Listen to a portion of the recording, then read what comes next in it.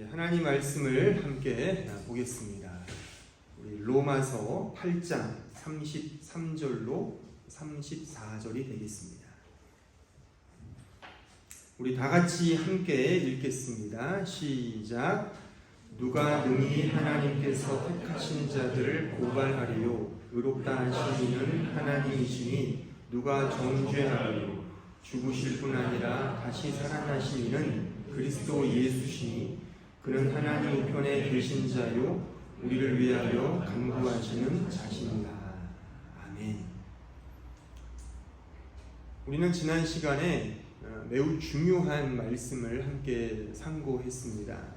즉 예수 그리스도께서 그러니까 예수 그리스도가 우리에게 주어졌다는 것은 모든 것을 우리가 받은 것이다 라고 하는 로마서 8장 32절의 말씀을 가지고 함께 생각을 했습니다. 그러니까 이것이 왜 중요하냐면 중요하죠. 왜냐하면 이 사실을 모르면 우리의 신앙생활이 언제나 불평과 불만으로 가득 찰 수밖에 없다는 사실입니다. 그러니까 이런 거잖아요. 왜 안 주시지? 여러분들이 늘 하나님께 불만과 불평을 토로하는 게 그런 거잖아요. 아니 쟤들은 다 주시면서 왜 나는 안 주시는 거야? 남들은 예수 믿으면 뭐 잘 된다던데 나는 뭐 예수를 믿어도 뭐 이 모양 이 꼴이야? 이런 거잖아요. 어떤 그 비교 의식에 쩔어서 살아가는 것, 이런 것이 다 예수로 만족하지 못하는 우리의 현실이라고 말씀드릴 수가 있습니다. 근데 성경은 분명히 말씀하고 있다는 거예요. 자기 아들을 아끼지 아니하시고 우리를 위해서 내주신 이가 어찌 그 아들과 함께 모든 것을 주시지 않겠느냐. 그러니까 다 주셨다는 겁니다. 다 주셨다. 그러니까 여러분들이 예수를 믿으신다면 이미 하나님으로부터 주어지는 모든 걸 받으신 거예요. 아멘이죠. 근데 우리는 아멘보다는 노멘이 나올 때가 많다는 겁니다. 그러니까 우리의 신앙생활과 믿음생활, 교회생활은 이미 다 주신 것에 대한 감사와 찬송이지 내가 더 잘해서 남이 갖지 못한 어떤 신박하고 희소성 높은 어떤 것을 얻어내는 그런 경쟁이 아니라는 겁니다. 그런데 우리의 믿음 생활과 교회 생활은 전자보다 후자가 너무 크다는 사실이에요. 이렇게 되면 너무 인생이 피곤해지잖아요. 그렇잖아요. 언제나 비교하게 되고 더 열심히 하나님을 섬기게 하는 건 좋은데 언제나 초조함과 근심과 두려움에 휩싸여서 살게 되지 않느냐는 겁니다. 제가 지난 시간에 이런 문구를 제시했잖아요. 세상의 관심은 근심이지만 복음의 관심은 자유다 이겁니다. 언제나 이런 경쟁, 경연대회, 콩쿨로 생각하잖아요. 우리 신앙생활을. 얼마나 초조하겠어요. 딱 콩쿨 나가보신 분들 아시잖아요. 얼마나 초조해요. 물론 그 긴장에 미가 있다 그러잖아요. 그것도 있을 수 있다고 해요. 하지만 우리의 믿음 생활, 이 하나님 앞에서 우리가 살아가는 이 생활 자체도 내가 잘하면 어떤 하나님께 더 큰 복을 주신다고 한다면 그 얼마나 불안하고 얼마나 걱정과 염려와 두려움이 있겠습니까? 아마 자유는 없을 거라는 것입니다. 이게 우리의 모습일 수 있다는 것이고 실제 우리 자신을 가만히 놓고 보면 이런 경향이 너무나 많다는 사실입니다. 그리고 실제 세상은 우리를 이쪽으로 계속 몰고 간다는 겁니다. 오늘 본문을 다시 보세요. 본문을 보시면 33절 보세요. 누가 능히 하나님께서 택하신 자들을 고발하리요. 고발의 언더라인을 쳐보세요. 머릿속으로. 의롭다 하신 이는 하나님이시니 누가 정죄하리요. 정죄의 언더라인을 쳐보세요. 고발. 그러니까 세상이 고발한다는 거예요. 세상이 정죄한다는 건 어떻게 해요? 계속 우리를 경쟁 구도로 끌고 가는 거죠. 야, 네 주제에 무슨 네가 예수 믿는 사람이야? 네 주제에? 그런 꼬락서니로? 아니, 예수 믿는 사람이 뭔가 남다르게 도덕적이고 윤리적인 삶을 살아야지 어떻게 그렇게 개차반처럼 사는데 네가 예수 믿는다고? 이렇게 우리를 막 감정을 북돋게 하잖아요. 복음을 믿으면 밥 먹여줘? 세상의 원리를 따라 살아야지, 입에 풀칠하지. 눈에 보이지 않는 하나님의 나라가 있다고? 그 어디 있어? 보여줘봐. 눈에 보이는 세상에서 실패하니까 눈에 보이지 않는 나라 타령하는 거지라고 계속 우리를 꿰잖아요. 거기에 우리는 늘 넘어가요. 여러분들, 교회는 일주일에 한 번 오지만 우리 교회 같은 경우는 6일을 바깥에 살잖아요. 바깥에서 직장 다니고 학교 다니고 세상 치고 만나면 무슨 얘기를 합니까? 거기에 복음을 대한 얘기를 합니까? 은혜에 대한 얘기를 합니까? 다 이 얘기 하잖아요. 세상에 돌아가는 이야기들. 거기에서 정죄를 받고 고발을 당하는 거예요. 그러면 우리의 심리상 은매 기주고가 되는 거예요. 그래서 나도 모르게 세상으로 빠져들어가는 거죠. 하나님 나라의 가치가 아니라 세상의 가치로 살아갈 수밖에 없는 정서가 완성된다는 것이죠. 마치 베드로가 처음에 주님의 말씀을 믿고 물 위를 걸었잖아요. 그런데 불어오는 바람과 파도를 보니까 겁이 덜컥 나서 물에 빠져버린 것과 비슷하죠. 믿음이 있어요. 우리 모두가 다 주님을 믿어요. 주님을 사랑해요. 그런데 세상에 나가면 늘 정죄를 받아요. 율법적인 정죄, 윤리적인 정죄, 고발을 당하죠. 네 주제에 야, 너같이 예수 믿고 그렇게 실패할 거라면 뭐하러 예수 믿어? 성공해야지. 를 계속 들으면 나도 모르게 은매 기주고가 된단 말이에요. 아니면 역발산으로 은매 기사라 하기 위해서 어떻게 해야 되겠습니까? 그런 고발과 그런 정죄를 들었을 때 내가 막 힘을 내면서 거기 앞에 당당히 설 수 있기 위해서 어떻게 하면 되겠어요? 역으로 가면 되겠죠. 그래, 예수 믿으니까 성공하잖아. 이걸 보여주면 되잖아요. 소위 성공신앙으로 가게 되는 거죠. 제가 청년 시절 때, 그러니까 어렸을 때부터 청년, 80년, 90년대 때에 우리나라의 소위 그 잘 나가는 부흥의 메시지가 있었어요. 그게 뭐냐면 그러니까 청년들에게, 제가 청년 때 제 신학교 선배들이 그 당시 아주 한국 교회에 대단한 청년 부흥사들이 많았거든요.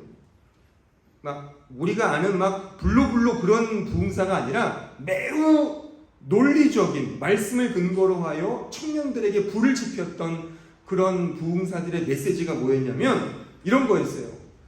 청년들이요, 이 사회의 주변머리만 다니지 말고 중심에 서라. 세상을 변혁시켜라. 세상을 변화시키는 그런 세상의 중심이 되라. 그러기 위해 공부해서 이 사회에 진출해라. 행정고시, 사법고시에 열심히 공부해서 붙어라. 의료계를 변화시키고 사법계를 변화시키고 9급 공무원만 가지 말고 7급, 5급, 고급 공무원에 도전해서 이 세상을 변화시키는 그런 능력 있는 청년이 되라. 그 메시지에 거의 대부분의 청년들이 다 뒤집어졌어요. 저도 마찬가지였고요. 그래서 그 소위 말해 성공의 신화를 꿈꾸면서 믿음 생활을 했다는 거죠. 그런 사람들이 지금 말하자면 이 한국 사회의 주류가 됐어요. 뭐 386 세대, 뭐 그런 세대가 됐단 말이에요. 근데 보세요. 객관적으로 보자 이거예요. 많은 기독교 청년들이 이 사회에 진출해서 그렇게 했지만 과연 한국 사회가 바뀌었습니까? 우리가 아는 소위 대통령 중에서 두 분이 장로님이에요. 근데 한 분이 재임 딸 때 경제가 파탄났죠. 또 한 분은 불행하게도 아직 교도소에 계세요. 그러니까 제가 무슨 정치적인 문제가 있을 수 있겠지만 제가 그런 얘기를 하는 것이 아니라 그 장로님인데 어떻게 그럴 수 있냐는 겁니다. 지금 이 나라의 국회의원의 대다수가 기독교 신자라고 합니다. 그런데 뭐가 바뀌었냐고요. 우리나라 정치 수준은 거의 후진국 수준이라고 하지 않습니까? 그러니까 제가 말하고 싶은 것은 막 성공 신화를 꿈꾸자, 사회를 변혁시키자라고 외쳤지만 그러니까 음매기사라를 했어요. 세상의 고발과 세상의 어떤 많은 그런 정죄에 대하여 우리가 할 수 있는 것을 가지고 세상을 변혁시키자 했지만 결국 그 고지전에서 승리했으나 정상적인 은혜의 복음과 예수 그리스도를 의지하는 믿음으로 나아가지 못했다는 사실이에요. 여전히 우리는 이런 경쟁적으로 신앙생활을 한다는 거예요. 예수 안에 다 있는데 여전히 더 많은 복을 하나님으로부터 받기 위해 노력한다는 사실입니다. 이게 안 된다는 거죠. 그런데 이제 우리가 오늘 다루고자 하는 이 본문 속에 너무나도 감사한 또 하나의 메시지가 담겨져 있다는 거예요. 그러니까 우리는 여전히 경쟁적으로 모든 걸 생각을 해요. 예수가 우리에게 주어졌다. 그게 다가 아니라 또 다른 세컨드 블레싱을 찾아 헤매는데 우리 안 돼요. 우리 할 수가 없어요. 그런데 오늘 본문에 보니까 바로 이 일을 위해, 이 복음을 깨닫게 하시기 위하여 하나님이 역사하신다는 사실이에요. 내가 예수 안에 다 주었다. 하지만 너희들은 여전히 이 말씀을 믿지 않는구나. 그래서 내가 이 말씀을 깨닫도록 하기 위하여 너희 인생에 개입하겠다. 이 말씀이에요. 오늘 말씀. 내 인생에 개입하여 중재하여 너를 위해 간구하겠다. 하나님의 의지의 표명이죠. 오늘 본문을 다시 보세요. 본문 그 34절 끝에 보시면 이는 그리스도 예수시니 그는 하나님 우편에 계신 자요 우리를 위하여 간구하시는 자다. 여기 간구하는 자다가 중요한데 이 단어가 엔투카노라는 헬라어 단어인데 이 단어의 뜻이 뭐냐면 첫 번째 인카운터 만나다 이거예요. 만나다. 둘째, intercede, 중재하다. 또한 그래서 make a petition, 그래서 청원하다라는 뜻도 있는 거예요. 그래서 오늘 이 한글 개역 번역은 마지막 petition에 방점을 찍고 하나님이 말하자면 예수님이 우리를 위해 청원하고 기도하는 것으로 번역을 해놓은 거예요. 간구하다. 근데 그런 의미도 있지만 더 궁극적으로는 개입한다는 거예요. 개입하고 중재하여 우리를 만나주신다는 거예요. 여전히 믿음을 알지 못하는, 여전히 우리의 신앙생활을 경쟁구도로 생각하는, 예수가 진짜인데 그 진짜를 모르게 살아가는 우리 인생에 하나님이 직접 개입하셔서 중재하시며 역사하신다는 사실이에요. 저는 그래서 이 엔투카노란 단어를 이렇게 주석하고 싶어요. 제 나름대로 저는 이렇게 말하고 싶어요. 하나님께서 간절한 마음으로 우리를 설득하신다. 하나님께서 간절한 마음으로 우리를 설득하신다는 거예요. 그래서 간구하시는 하나님의 뜻은 설득하시는 하나님인 거예요. 우리를 계속 이게 진짜야, 이게 진짜야.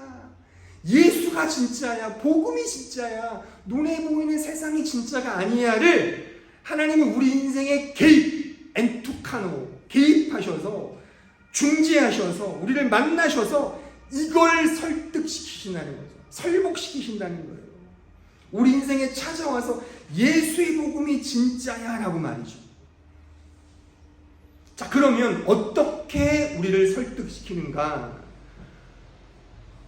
정답은 말씀으로 설득시킨다는 거예요. 말씀으로.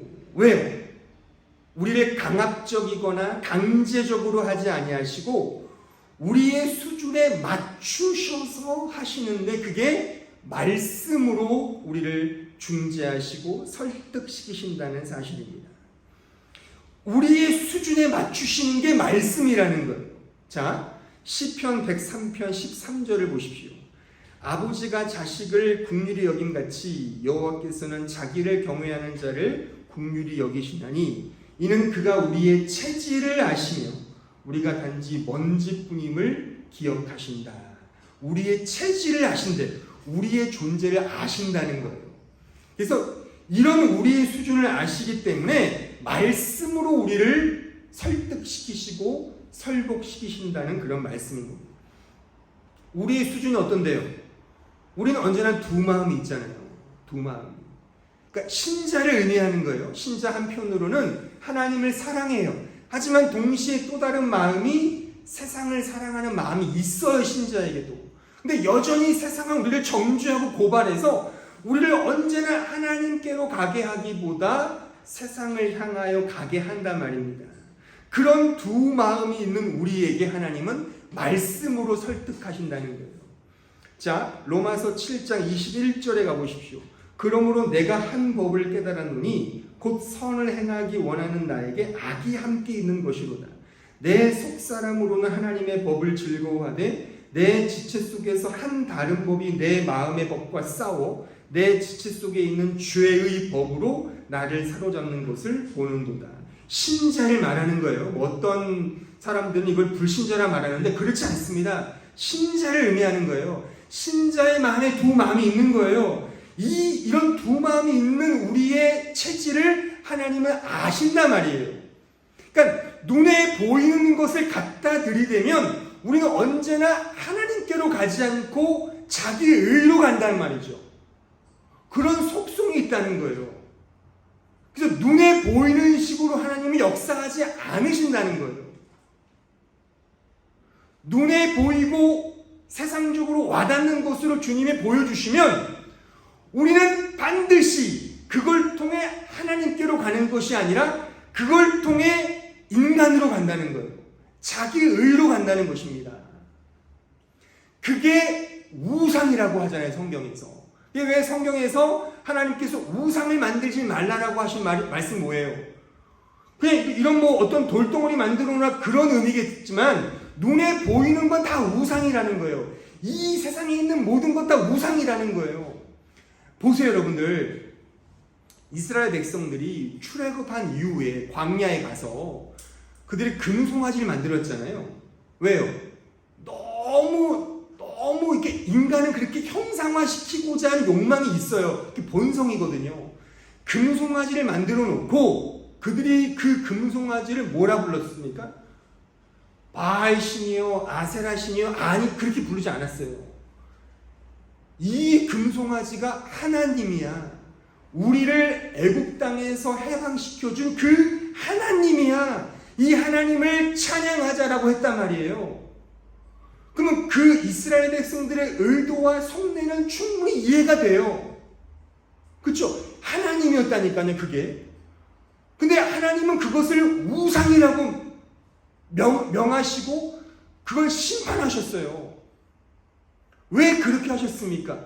워낙에 아둔하고 어리석은 자들에게 눈에 보이지 않는 하나님이 너무 생뚱맞잖아요. 그러니까 그들을 위해서 우상을 만들어주면 얼마나 좋아요. 그렇죠? 근데 하나님은 그것을 우상이라고 이렇게 규정해 버리신단 말입니다. 왜냐하면 눈에 보이는 것으로 설정되는 순간 그것은 하나님께로 가게 하지 않고 인간에게로 가게 한다는 사실이에요. 그래서 이런 속성을 하나님은 우리의 속성을 아시기 때문에 말씀으로 우리를 이렇게 설득시키시고 설복시키시고 예수가 진짜라는 이 복음을 알게 하신다는 겁니다. 그러니까 말씀이라고 해서 이렇게 글자화된, 일단 성경에 나와 있는 글자로 일단 이해하지 마세요. 이 글자로 하나님 말씀을 이해하는 이 글자도 우상이 된단 말이에요. 이게 소위 보수주의자들의 문제죠. 이 글자가 이게 하나님 말씀입니까? 그러니까 불신자들도 이 성경을 읽어요. 이 성경이 베스트셀러라면서요. 세계적으로 엄청 많이 팔렸잖아요. 제가 아는 존경하는 철학자들 성경을 제가 다 읽어요.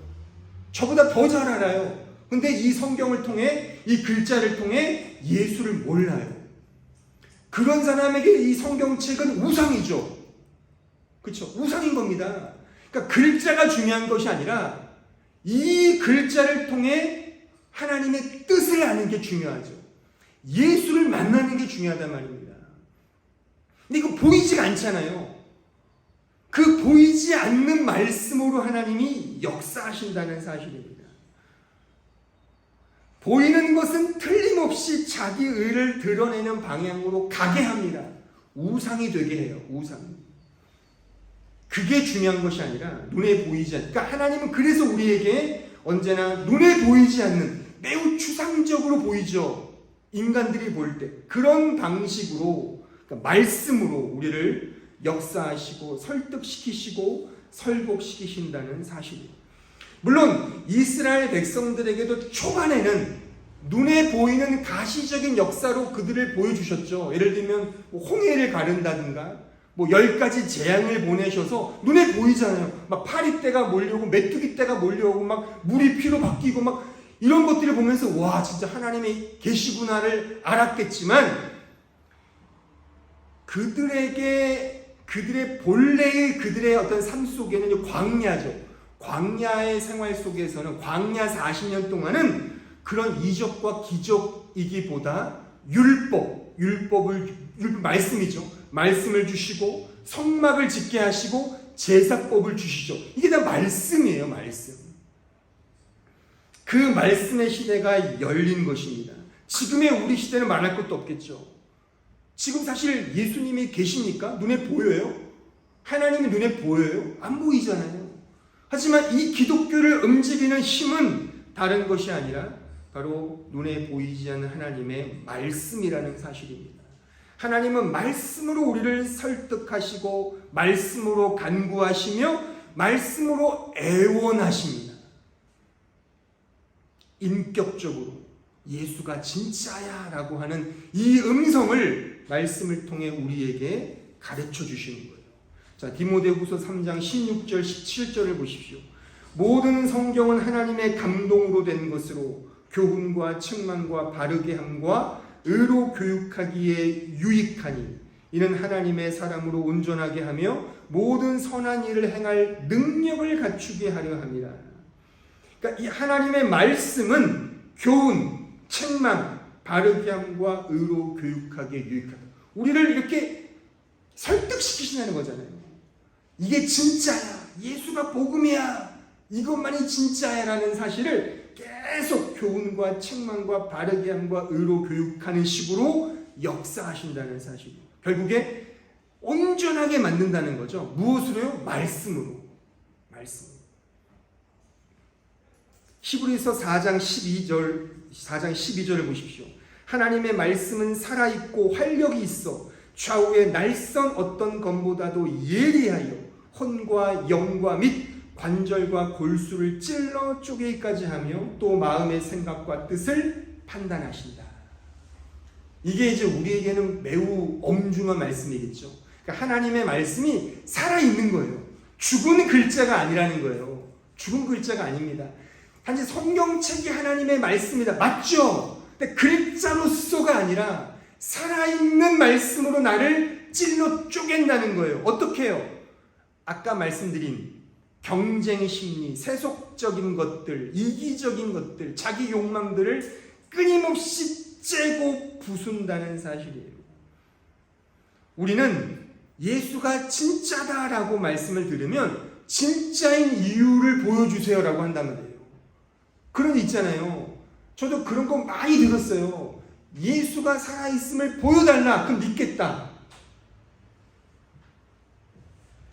하나님은 그렇게 보여지지 않습니다. 그러니까 이렇게 목사가 말하면 꼭 이래요. 불신자들은 아이 뭐 보여주지 못하니까 늘 뭐 그렇게 꽁무니 빼듯이 얘기하신다고. 근데 성경을 보면, 하나님 말씀을 보면 결국에 하나님이 역사하시는 방편, 주도적인 역사 방편은 말씀이라니까요. 말씀이 역사하는 겁니다. 교회가 역사하는 게 아니에요, 여러분들. 교회가 일을 해서 전도하는 게 아니에요. 교회와 저 같은 목사는 하나님 말씀의 도구로 사용되는 것뿐이에요. 말씀이 역사하는 거예요. 하나님이 역사하는 거예요. 근데 하나님이 갑자기 나타나서, 사진전에 나타나서 나 여기 있다 이런 식이 아니라 말씀으로 역사하신다는 거예요. 그러면 이 말씀이 역사하기 위해서 여러 가지 조건들이 필요하겠죠. 시간과 장소와 역사와 인생이 필요한 거죠.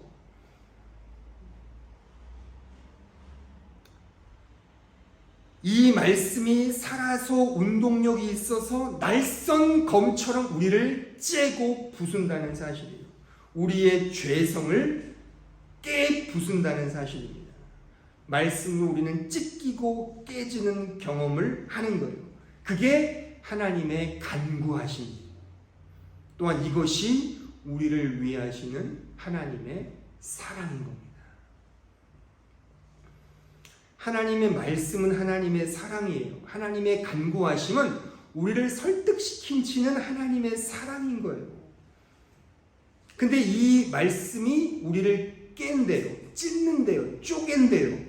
그럼 우리의 인간적인 입장에서는 좋아요, 나빠요? 나쁘겠죠.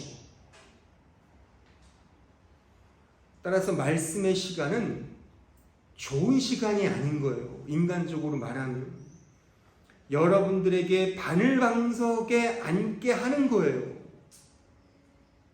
저는 그 역할을 하는 거예요. 어떤 의미에서 여러분들이 하나님 말씀을 읽거나 배우거나 들으실 때 이런 자세가 필요해요.